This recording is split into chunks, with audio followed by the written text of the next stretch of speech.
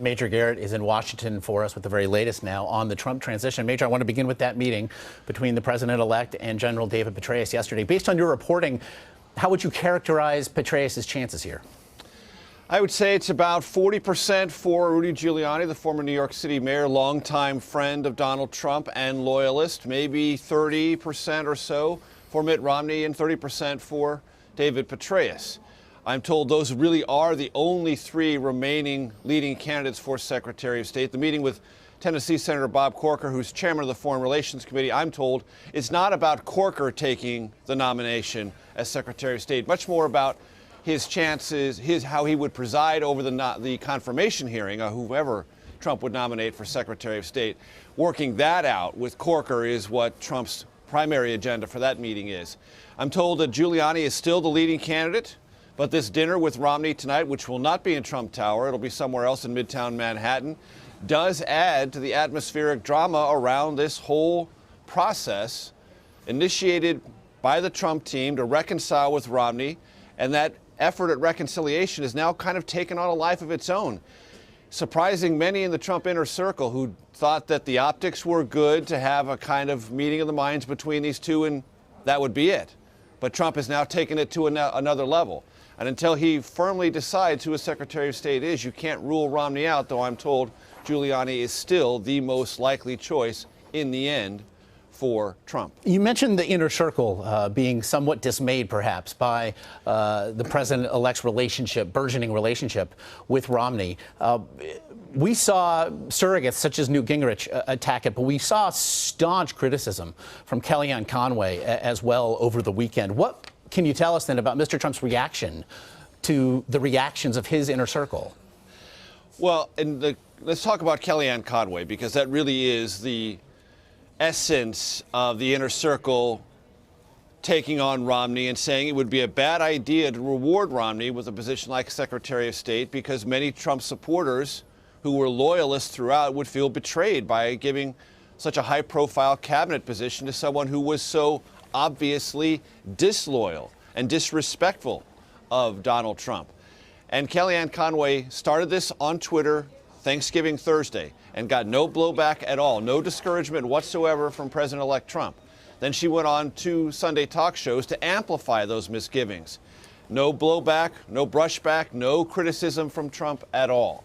So Kellyanne Conway is either operating utterly consistent with Trump's wishes or saying things he doesn't mind having said out there. But I will tell you, others in the Trump inner circle are like, okay, if Kellyanne's doing something that Trump doesn't disagree with and she is publicly trashing Romney, and then Trump is having dinner with Romney, keeping this entire drama about Secretary of State going, where is this all landing? How does this get settled?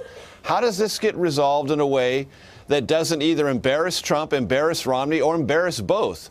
I will tell you, there are those in the Trump inner circle who still haven't figured that one out. And maybe Trump hasn't either. We're just going to have to wait and see. Today's meetings, meanwhile, again, follow an announcement this morning. Congressman Tom Price tapped to lead the Department of Health and Human Services. And again, we saw the Vice President-elect Mike Pence at Trump Tower yesterday discussing this, among other picks to come. What do you believe his role was in making this decision? One simple word: crucial. Every personnel decision announced so far by the Trump transition team has the fingerprints of Mike Pence all over them. Those things that he has driven the process behind and been the leading voice on have been resolved. Look at Nikki Haley, UN ambassador.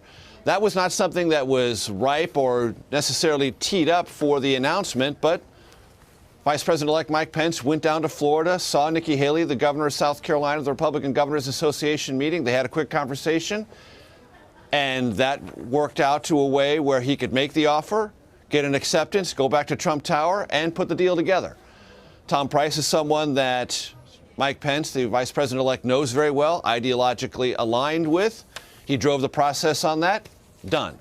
So in this respect, look at Mike Pompeo, congressman from Kansas, nominated CIA director.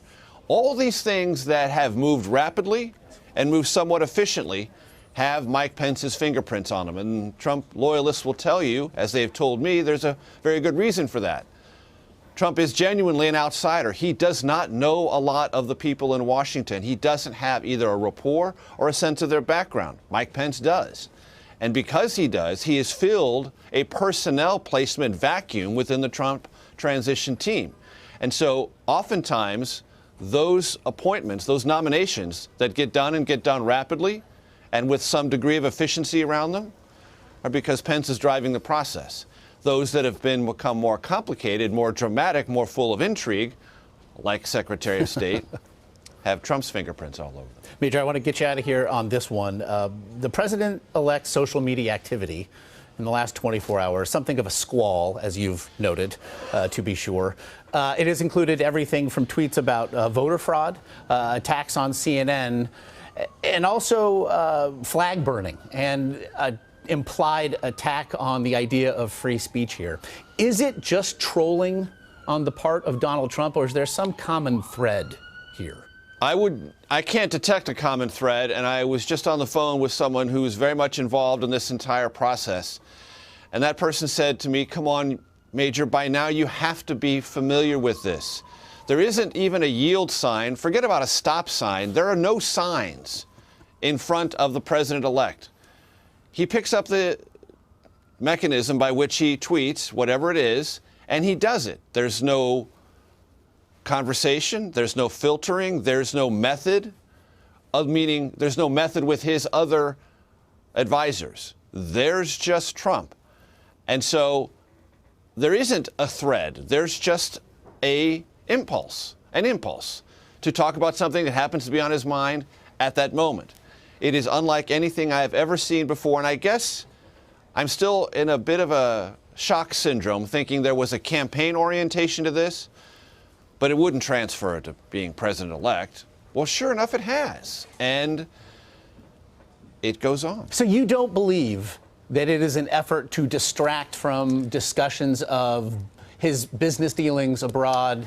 It might be, but I mean, those discussions are going to continue. The one thing that anyone who has either covered the presidency or been a part of a presidency knows is, A, you don't need to add drama. There's built-in drama every single day, whether you're president-elect or president of the United States. So you don't need to add that. Trump is going to have to learn that lesson.